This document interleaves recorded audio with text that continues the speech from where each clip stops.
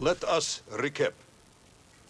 3 years ago, you were sent to the center of the Earth as part of a top-secret mission to ensure the delivery of Little Orpheus, an atomic-powered capsule. You promptly vanished until you casually wandered up to Molodiyozhnaya station 3 years later, claiming to have saved the world, but lost Little Orpheus in the process. Is this correct? Yes, General, it is, but... You are charged with many crimes against the state, including desertion, lying to a superior officer, and sedition. Any one of these charges bears the punishment of execution by firing squad.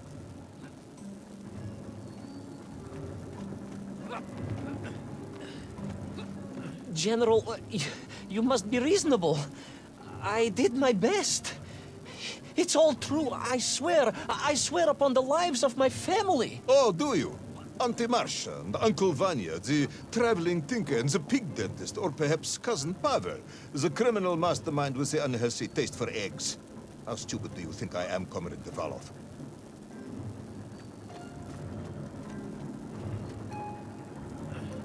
Subdayu, it is all true. Maybe your toy maker, or was it watchmaker, father, who apparently taught you all he knew, despite being killed when you were less than 5 years old. I was a fast learner?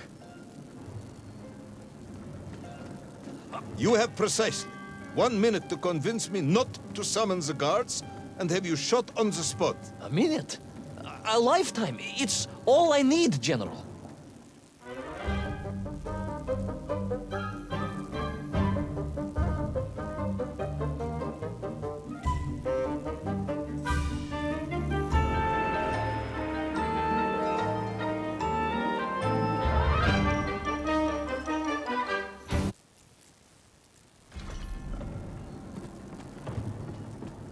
I was astounded.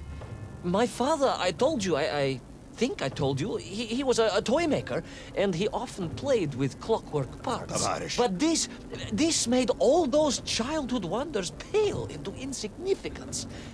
And it was fortunate indeed that my uncle... Vanya, the pig dentist? No, my other uncle, Sasha, had taken me mountaineering in the Urals during my childhood, for it was only by scaling these giant mechanical parts that I would reach Little Orpheus. Yes, I had been thinking that it seems awfully convenient that you were such an accomplished climber. I don't, however, recall any mention of this Uncle Sasha in your file. He was a very private A man. very unlikely man. That was Uncle Sasha's blessing and his curse.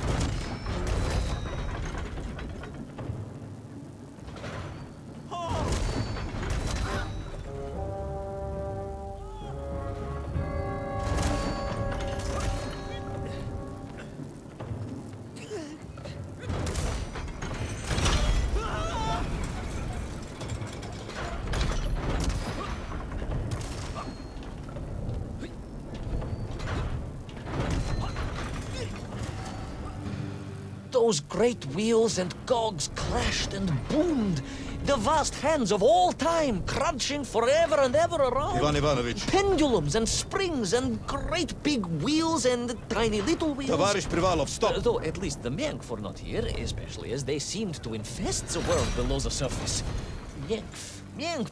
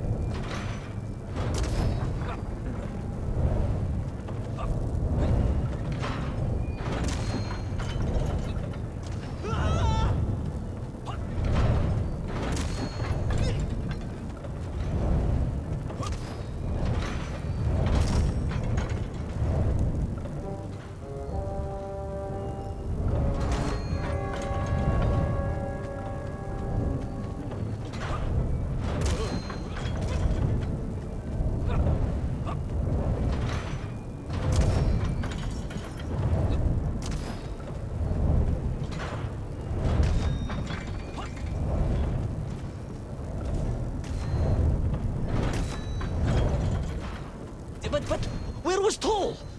Aha! High above. On the clock face, perhaps. With his radios and his crystals. Now, if I could just reach him, I could use the bomb. There is no bomb. You have no idea how to make a bomb. You have no idea about how to do anything one might actually expect of a cosmonaut. The bomb? Ivan Ivanovich! General? Time is up.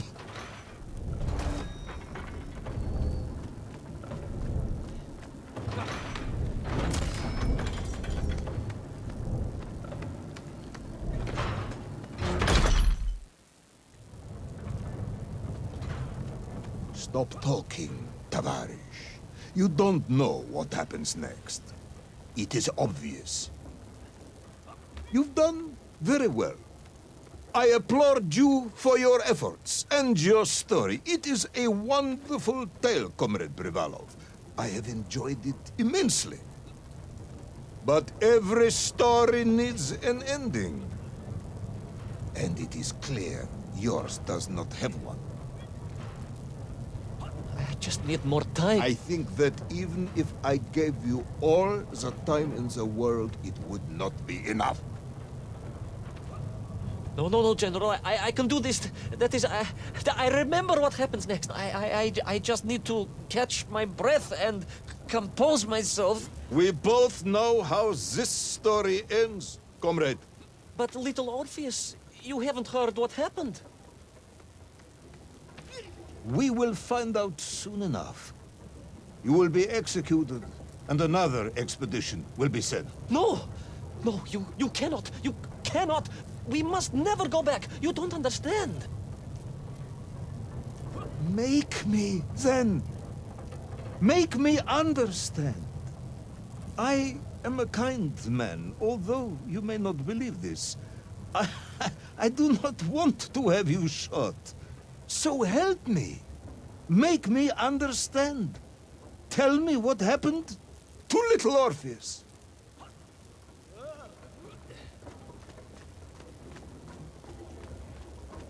It was... Ivan Ivanovich? It was... it was... No. I'm sorry, General. I'm sorry, I have no idea. You are right. I simply cannot think what happened next. It's just... a blank, General. There's nothing there. I am very tired, you see. Comrade Rivanov. Ivan. You're right. It's over, General. Perhaps you would be so kind as to write to my mother for me. Of course I will. You are a kind man, as you have said. And, General... Yes, Ivan. Was it a good story? Oh, yes. It was an excellent story. Thank you, General. I am just sorry I couldn't give you an ending. Unless... General? Quiet, Tovarish. I am thinking. Unless... I seem to remember that there were many problems with little Orpheus during production. General? Problems with the casing around the atomic battery. Concerns. Concerns, General? Yes, concerns. Unlikely though that might be. Yeah, it seems if I remember that it failed to secure properly.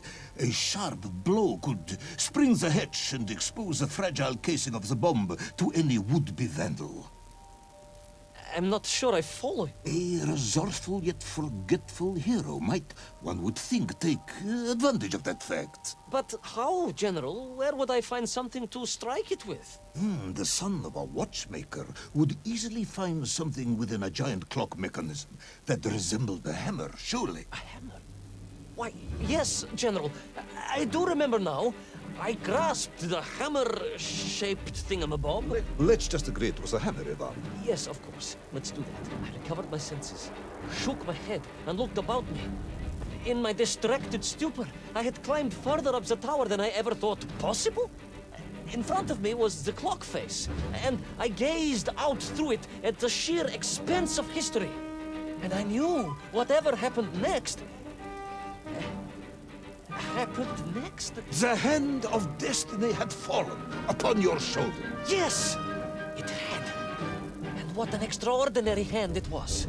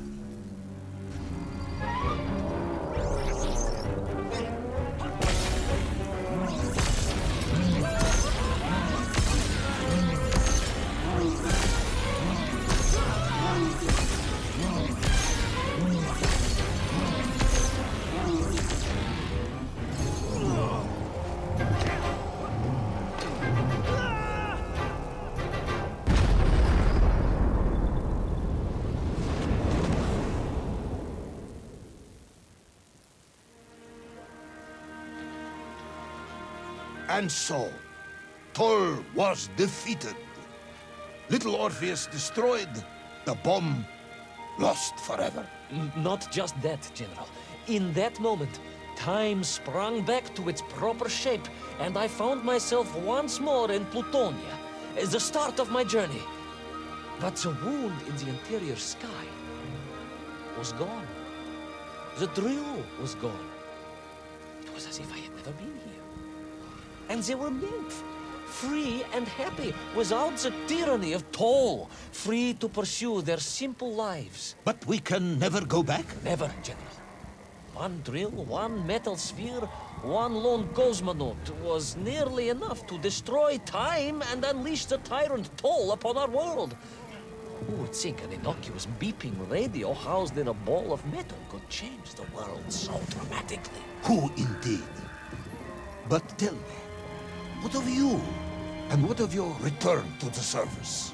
I stayed amongst the Mienk for as long as I could. But I came to realize they had begun to worship me as a king. No, General. I am a good socialist and could not allow this workers' paradise to become corrupted.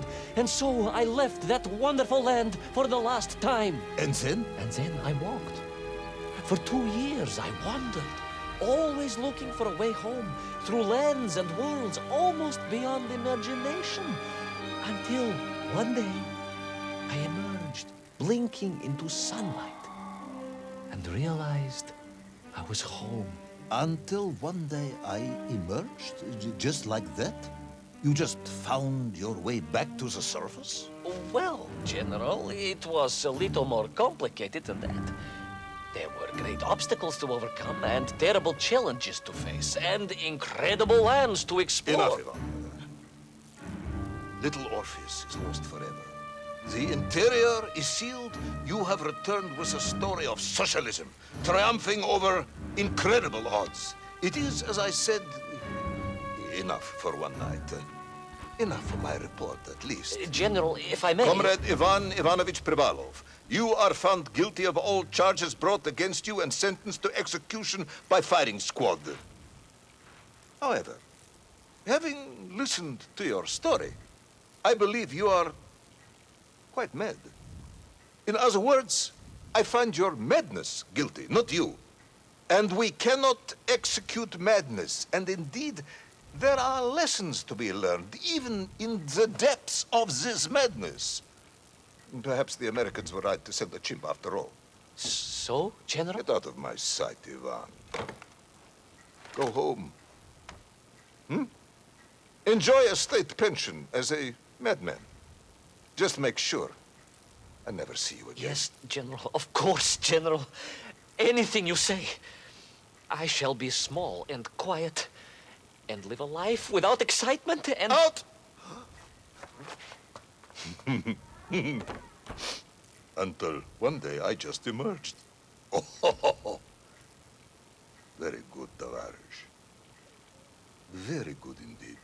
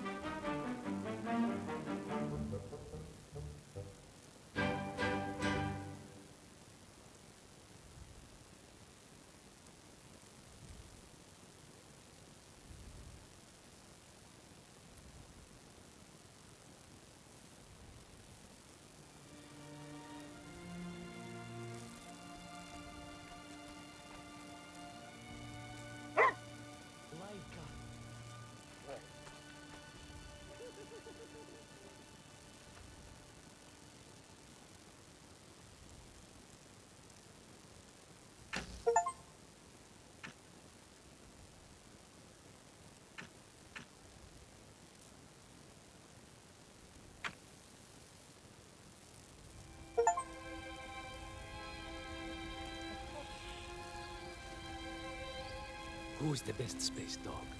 Oh, где моя хорошая, хорошенькая моя, ты просто космическая. Eh? Who's the best hairy cosmonaut?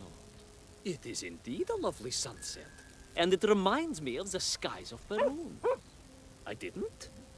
I never told you about the wonderful Sky City? Well, it was an extraordinary place, but one filled with dangers. Well, it might have been simple for you to cross it, but you were in a space capsule. I had to rely on my own 2 feet, my noshki. Feet which, I might add, had just crossed the interior, beaten the villain Toll, and helped inspire the Mienk to a workers' revolution. Oh, that's all very easy for you to say, but your idea of civilized behavior is licking your own bottom in public. No. My adventures above the clouds were filled with untold dangers, death-defying escapes, and some really quite extraordinarily large Bielorybitsa. And it happened like this.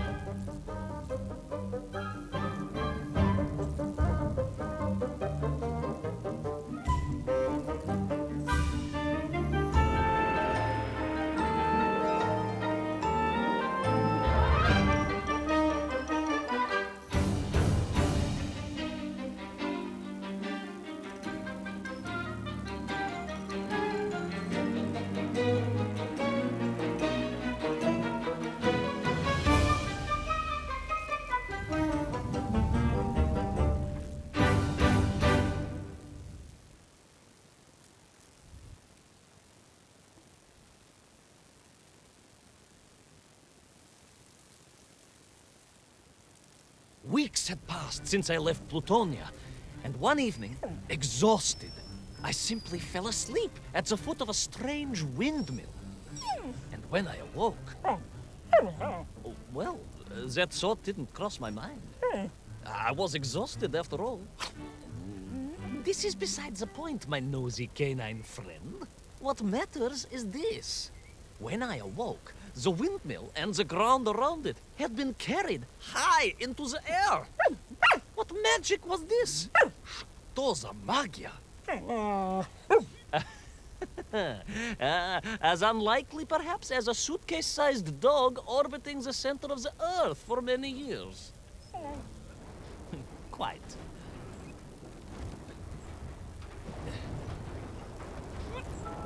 Quick as a flash, Kakmonia, my training leapt into play, and I began to paddle the strange contraption through the clouds in search of answers. It is entirely possible that a miller who owns a windmill capable of levitating high into the air may also own a flying machine. Oh, now you're just being silly. May I continue my recounting of how I sailed over the sky gardens towards the mystical city of Peru? Oh, I must, my moi ushati drug. I must.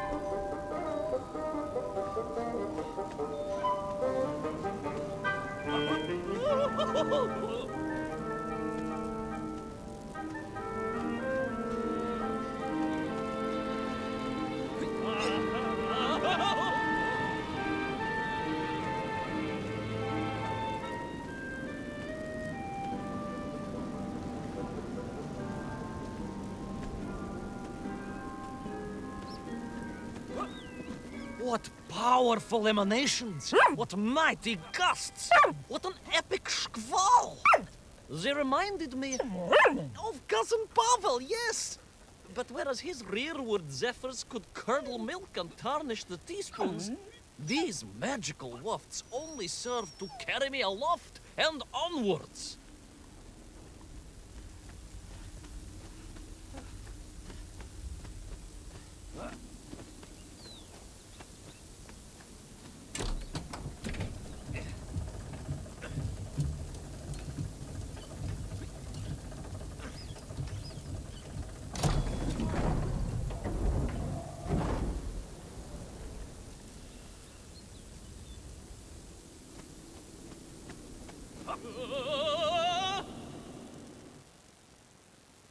But something was afoot in the gardens of Perun.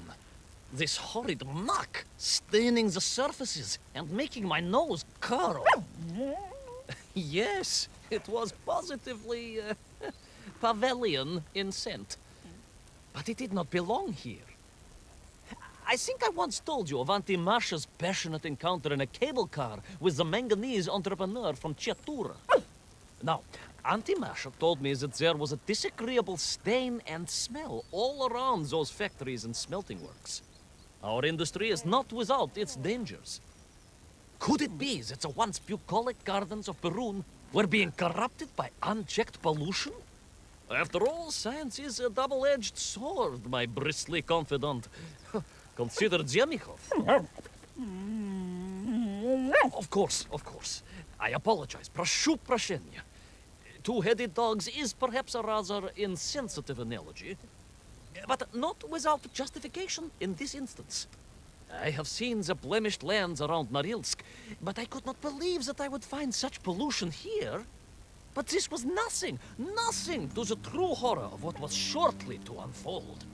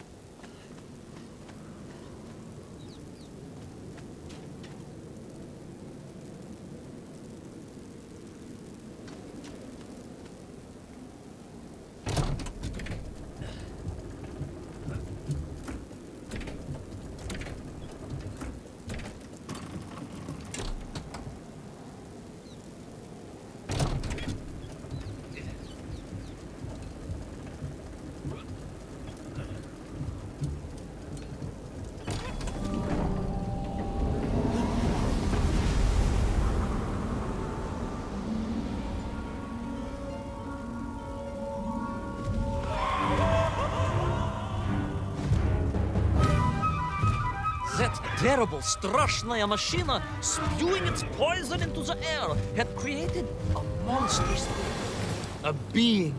A malignant spoiler of the noble and pure. And it had taken on the form of its prey. Well, of course. No, конечно, I was the prey.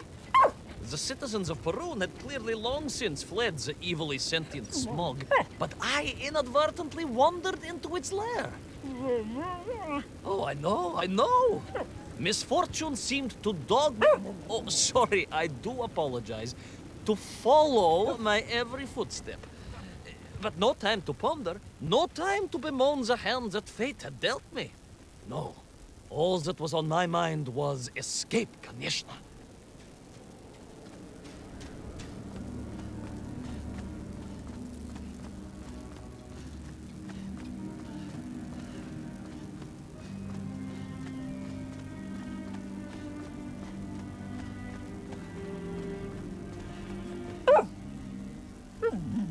Yes, it was most interesting. The windmill seemed to be from an earlier age. Perhaps this was a devastating warning of the destructive power of unfettered industrialization.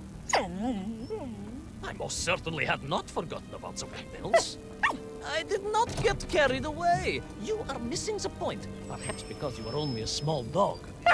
Oh, a brilliant, brave, spacefaring dog, of course, but a small Sabashka nonetheless. If you perhaps listened more and interrupted less, I am just getting to the explanation of the windmills.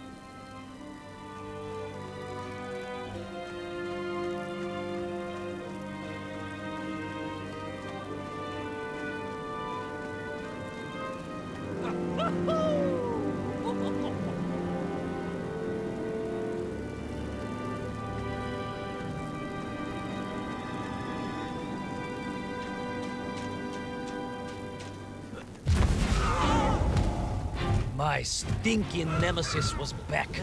But more interesting was the change in the city.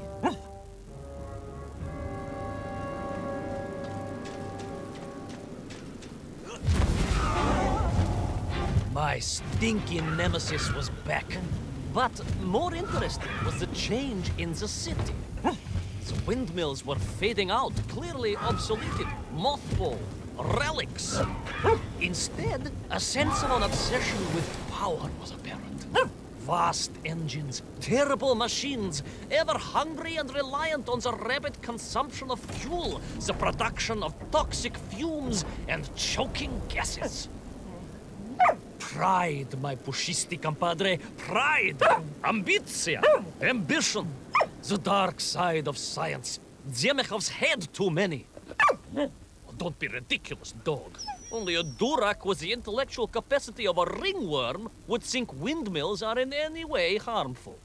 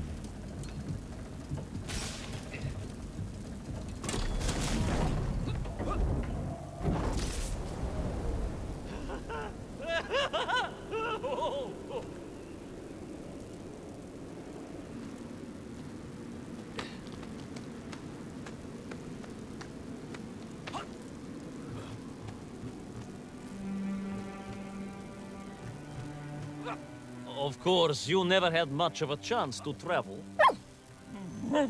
Sarcasm doesn't suit you. You don't have the tail for it. You do, at least, have a tail. Mind you, family gossip maintained that so did Uncle Rabliem.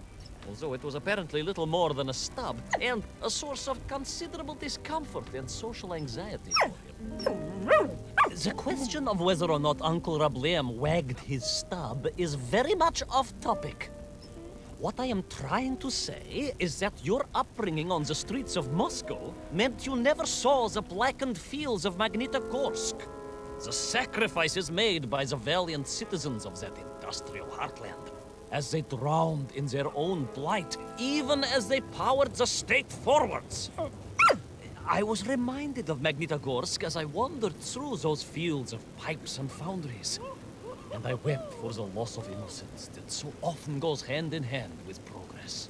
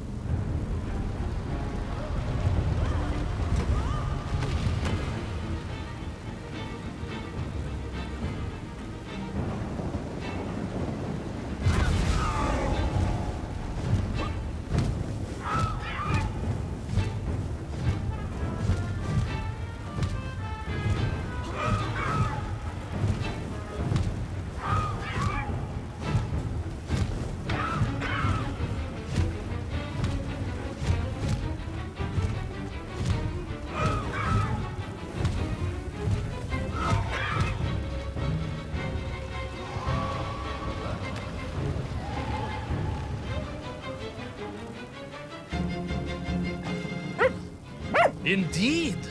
I just evaded the slimy, oily grasp of that man-made Vadzinoy, his petroleum stink clogging my nostrils and making my head thump. And I felt a great stirring within me. Yes, much like, I assume, Cousin Pavel. May he never get loose again. But no, quite different. This was no volcanic upbubbling of gastric malintent. No, it was the roaring fires of justice once more ignited within me. I felt a swell of patriotic fervor and knew the hand of destiny had fallen on me once more. Yes, what a hand it was! I could not see this great wonder sink into an abyss of poison and bile. The Perunians may have been forced to abandon their city, but I had saved the world once before and was ready to answer the call again.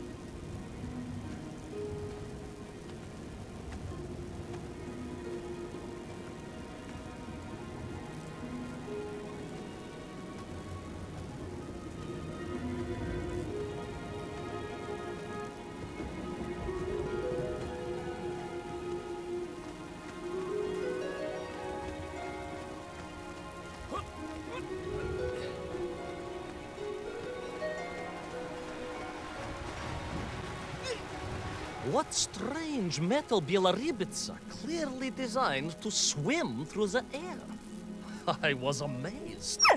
And there was more.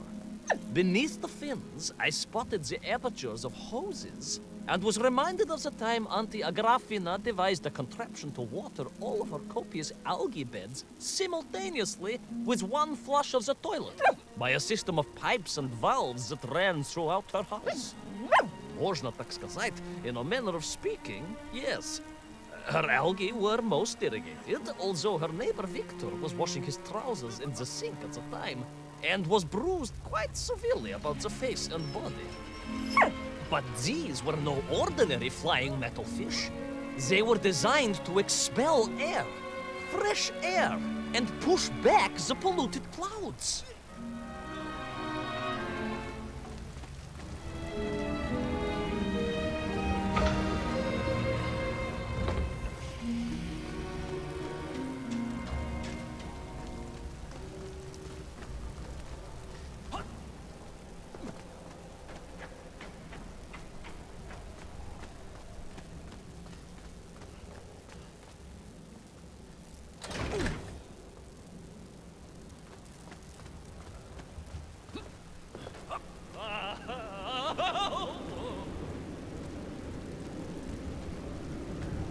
There is, of course, a fine tradition of looking to nature to solve problems of a scientific or military persuasion. Yes, as you well know. My nephew, Sergei... Yes, the very same. Poor lad with his dermatological eruptions. Well, Sergei was stationed recently at Kazachya Bukhta, where dolphins... dolphins? Were being trained as brilliant aquatic agents of socialism. Why not then be inspired by marine life? Why, there is a fish, I have heard, that can shoot jets of water from beneath the surface to knock its prey off little tiny twigs and into its mouth.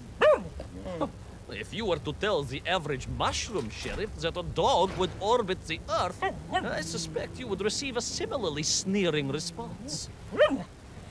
No, that is because you are a small, hairy hound of uncertain parentage.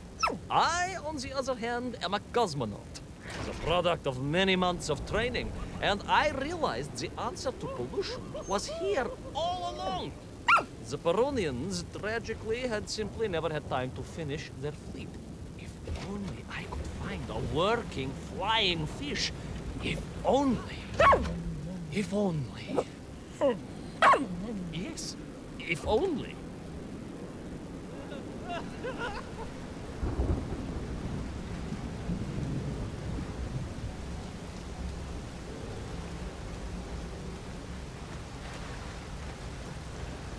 It made perfect sense, of course. The poisonous Duhatas that engulfed Barun was like a nasty cold. And you know what to do with a cold to rid yourself of it. You may not get colds, but nor can you operate pea-shelling machinery. So don't get ideas above your station. We humans, on the other hand, may produce up to 16 million perfectly unshelled peas in an average shift. But we are martyrs to our sinuses. But to clear them, aha! These are remedies we Russians have been perfecting over the long centuries of harsh winters. Onions. A quick snifter of onion oil will clear your head faster than a Pragviev can clear a hypothetical minefield. Yes, if I could find a functional fish, I would become that onion.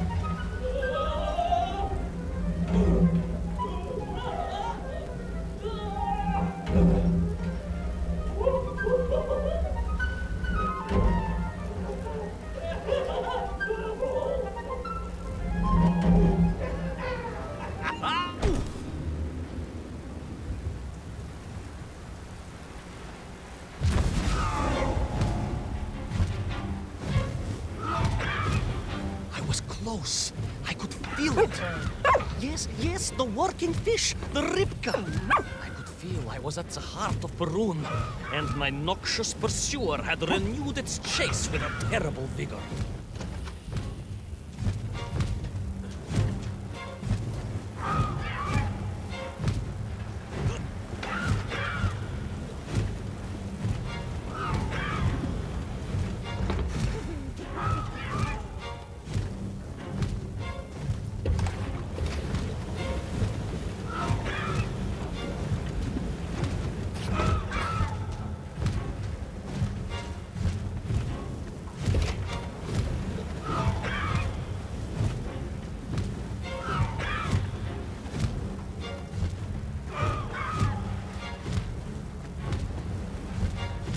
Not far now.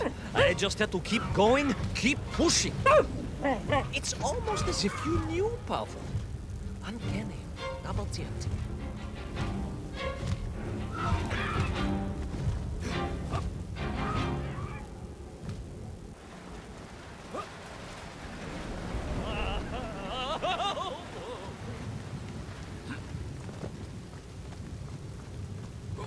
There she was. A beautiful sight. Her scales shimmering in the sunlight, her fins poised for action, her onion cannons primed for a great aerial conflict unseen in the annals of human endeavor. And you are just jealous it was a bigger flying machine than yours. No, Pilius Pau.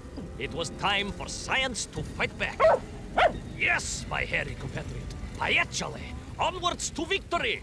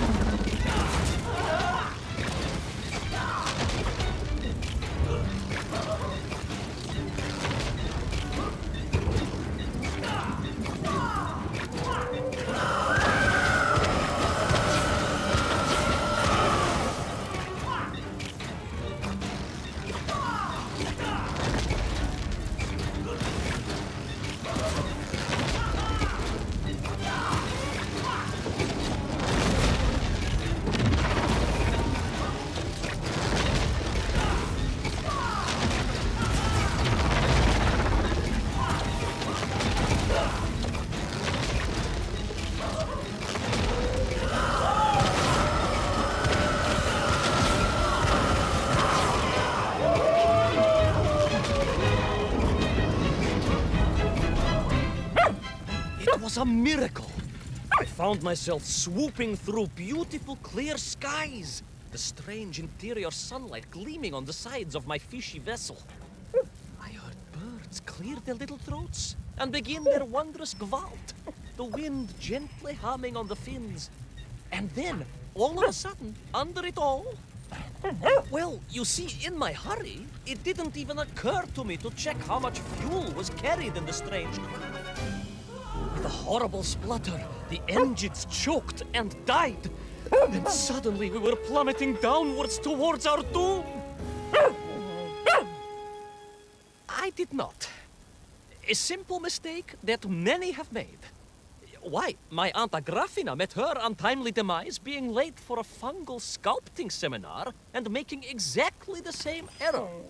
Only, unfortunately, it left her stranded in sub-zero temperatures just outside Pravachitsinsk. She wasn't found until 18 years after her own funeral, but was perfectly preserved. Remarkable, really. It is beside the point, yes. So, there I was. My fabulous ship had become a terrible prison. I was hurtling to my almost certain death. My triumph turned to tragedy. But then... well, you know what happened next. Even so, mooi magnati trug, that is a story for another time.